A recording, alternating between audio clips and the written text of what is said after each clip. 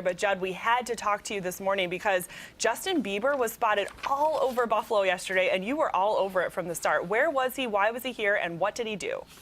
He caused quite the commotion in Buffalo yesterday. We don't exactly know what his real reason was other than going to WWE Monday Night Raw last night.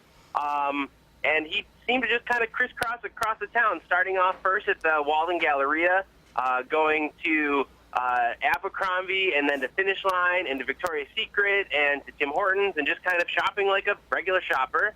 And then he went to the Town restaurant after that, downtown, supposedly made a trip to Anchor Bar at some point, and then to the First Niagara Center.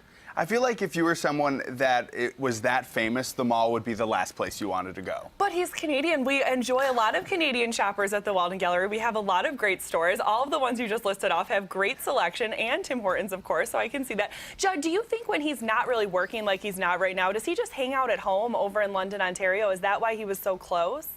I think he does hang out at home a lot, and just, it was a fun thing to do. He is very into the wrestling and boxing thing. Of course, a couple weeks ago, he walked Floyd Mayweather into the ring.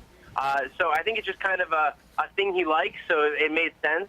And in terms of PR, he did a lot of nice, positive PR things. He took pictures with waitresses and staff at the mall and didn't cause any problems while he was here.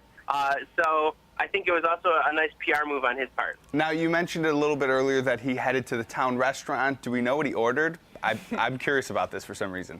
What I heard through the grapevine is that he polished off a Greek, like a hero or something.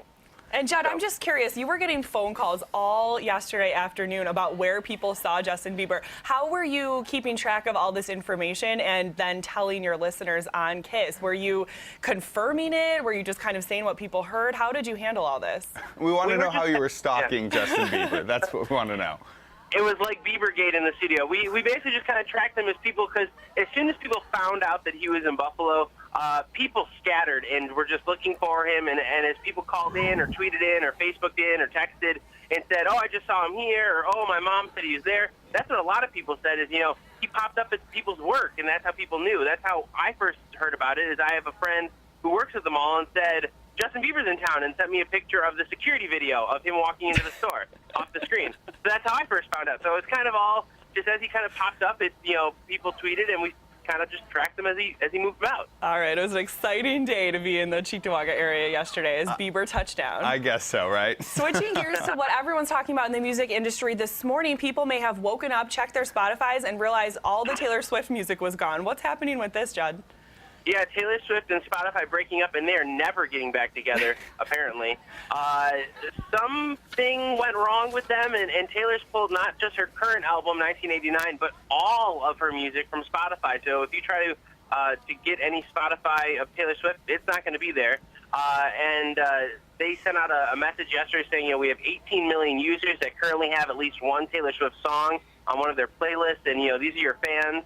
A lot of speculation is that Spotify doesn't pay artists like, if you were to buy a song. They don't get as much money. They get only a couple cents per stream.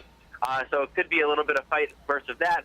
But Spotify, in the typical kind of Taylor Swift high school breakup fashion, has put together a 15-song playlist with the titles that basically are a sentence to Taylor. It says, hey, Taylor, we miss you. We're sorry it ended so soon. We want you back, and so do your fans. It uses all song titles. And if you search Taylor Swift now on Spotify, those are the songs that will come up. And I have to say, I love Spotify. I use it probably 5 times a day. And I noticed on my running playlist, the one Taylor Swift song that I had, I'm not embarrassed to admit it, was gone, like you said. She will never have a clean breakup. Never. She's made me very angry this morning. But there's a lot of people that are excited for her tour.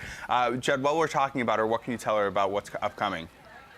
They announced yesterday the 1989 World Tour. No date in Buffalo. There are 2 dates in Toronto, however, October 2nd and 3rd, 2015. But if you look at the schedule, there is days on either side of those October dates. So I wouldn't be surprised if we put a Buffalo date in there, but I haven't heard anything personally. But I think it could possibly happen.